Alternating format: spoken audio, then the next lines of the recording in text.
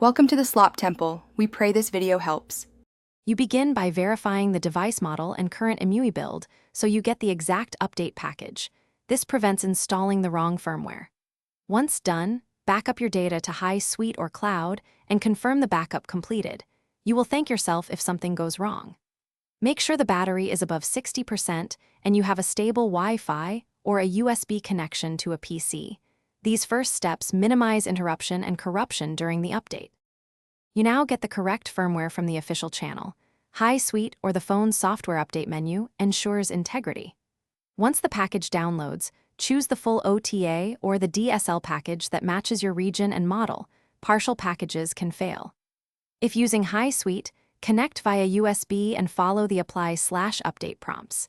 If using SD or recovery, place the update folder in the root and use recovery install. Make sure the transfer You finish by letting the phone reboot and complete first boot optimization. Do not interrupt this phase because system apps reconfigure. Once up, check the new build number and resync your cloud or High Suite backup to restore settings and apps.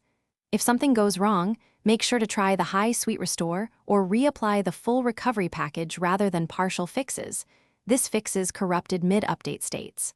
One troubleshooting tip: if the device won't boot, use recovery to apply the complete official package before seeking service.